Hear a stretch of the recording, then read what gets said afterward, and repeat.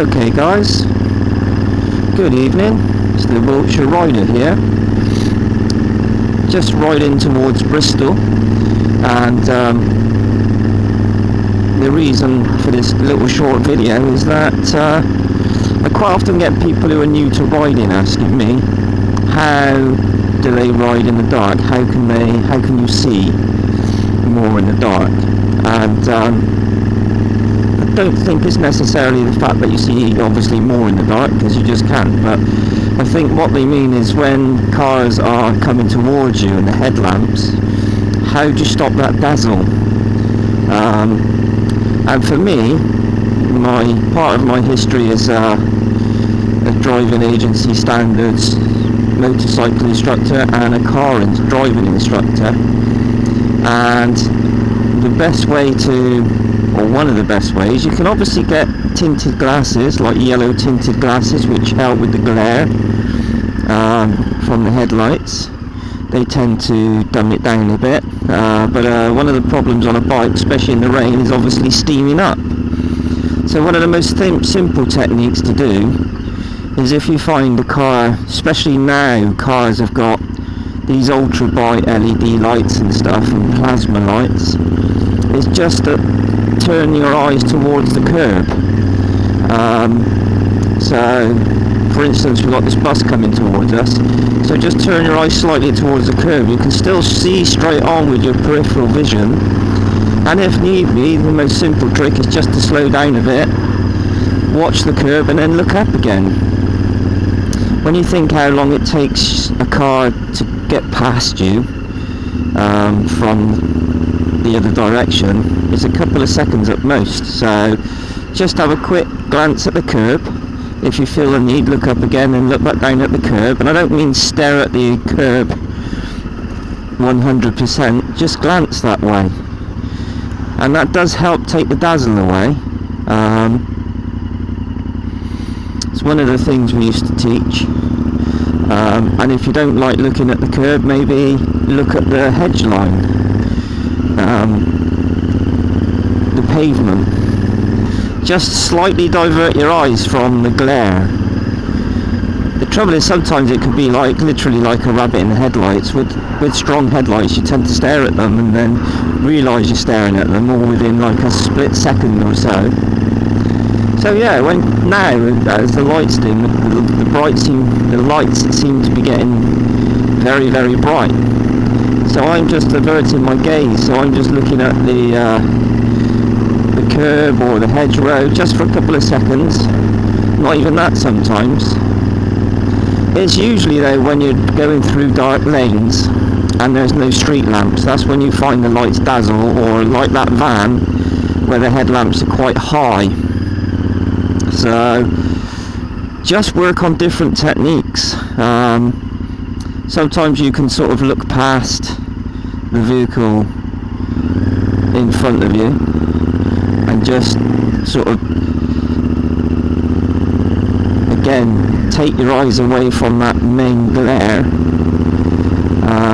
But the best thing to do is just slow down a bit, especially on the dark country lanes. Slow down a bit, just turn your eyes to the left slightly if you're in the UK, because the oncoming traffic's on the right, and just do that. It's the only way I could help my students, and most of them found it quite good. And once you get used to it, you don't realise you're doing it. As I say, your peripheral vision is very good. You can sort of look to one side and still have a knowledge of what's going on in front of you. You just have to be careful and mindful on busy roads. But as I say, normally glaring headlights is a thing that happens through very dark roads, except for this one, which seems to be on main beam. And sometimes obviously there's nothing you can do. It's just a matter of slowing down, waiting for the car to go past, and then normal riding again. Sometimes there just isn't an answer, but 9 times out of 10, like now, this vehicle coming up, it's really bright lights, just turning my gaze slightly to the left hand side of the road. Not even the curb sometimes it's just a matter of slightly looking down at the road. So that's one thing I get asked quite often.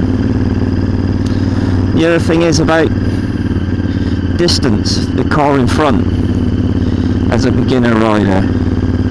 And really, if you kind of follow the two maybe 3 second rule, so when a car passes a certain point, like a lamppost or a sign, literally count 1001, 1002, and you'll find that gives you a nice amount of space. The thing is, with a bike, you have to remember you've got two wheels, and it doesn't matter how brilliant the brakes are on a bike, it will take you longer to slow down than a car.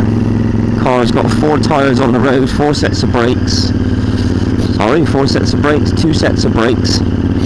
So they will slow down quicker.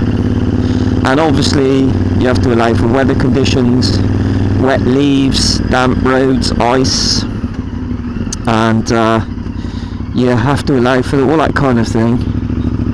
And again, this kind of goes back to training. If you don't go out and practice your riding, go in a car park, practice emergency stops. Doesn't matter how good a rider you are, at some point you will need to do an emergency stop.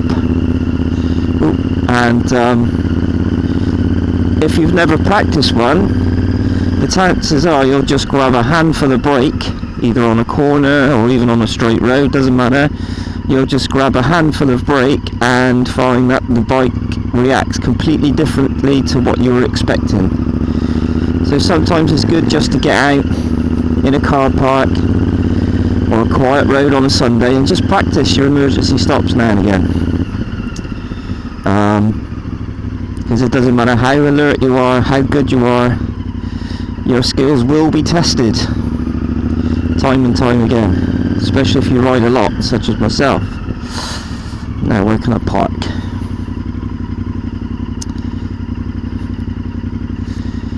Let's park there.